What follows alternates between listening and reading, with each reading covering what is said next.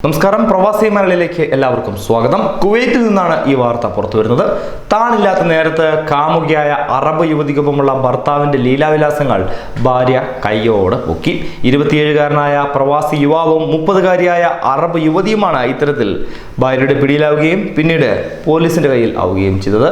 അപ്രതീക്ഷിതമായി ഫ്ളാറ്റിൽ മടങ്ങിയെത്തിയ ഭാര്യ ഭർത്താവിനൊപ്പം കിടപ്പറയിൽ കാമുകിയെ കാണുകയായിരുന്നു. മുബറക് പ്രദേശത്താണ് ഈ സംഭവം നടന്നത്. കിടപ്പറയിൽ ഭർത്താവിനൊപ്പം കാമുകിയെ കണ്ടയുടൻ യുവതി പോലീസിൽ വിവരം അറിയിക്കുകയായിരുന്നു. പോലീസ് സ്ഥലത്തെത്തി യുവതിയുടെ പരാതിയിൽ ഇരുവരെയും കസ്റ്റഡിയിലെടുക്കുകയും ചെയ്തു. അതുമാത്രമല്ല, ഇരുവർക്കുമെതിരെ അവിഹിതത്തിന് കേസെടുക്കുകയും ചെയ്തിട്ടുണ്ട്. മുമ്പും ഭർത്താവിനൊപ്പം കാമുകിയെ കാറിൽ കണ്ട ഭാര്യയുടെ പ്രതികരണം സോഷ്യൽ മീഡിയയിൽ വളരെ വൈറലായിരുന്നു. ഭർത്താവും കാമുകിയും സഞ്ചരിച്ച കാർ തന്റെ BMW കൊണ്ട് ഇടിച്ച് തകർത്താണ് അന്ന് ഭാര്യ പകരം വീട്ടിയത്.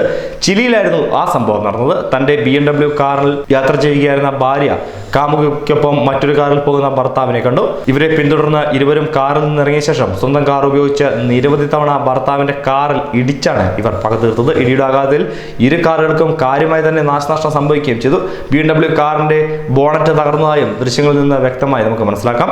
നടുറോഡിൽ നിരവധി പേരുടെ മുന്നിൽ വച്ചായിരുന്നു ഭാര്യയുടെ ഈ ഞെട്ടിപ്പിക്കുന്ന പ്രകടനങ്ങൾ എന്നതും ശ്രദ്ധേയമാണ്. കേരളത്തിൽ നിന്നും ഒരുപാട് കഥകൾ ഇതുപോലെ വന്നിട്ടുണ്ട്. അതിലൊന്നാണ് വർഷങ്ങളായി പ്രണയത്തിലായിരുന്ന 3 കുട്ടികളുടെ മാതാവായ യുവതിയെ വെട്ടി പരിക്കേൽപ്പിച്ച ശേഷമായിരുന്നു ഇത്തരത്തിലൊരു ആത്മഹത്യ ഇവർ ചെയ്തത്. ഇരുചക്ര വാഹനത്തിന് എത്തിയ രതീഷ് വാഹനം റെയിൽവേ പാതയ്ക്ക് സമീപം പാർക്ക് ചെയ്ത ശേഷം ട്രെയിന് മുന്നിലേക്ക് ചാടിയാണ് മരിച്ചത്.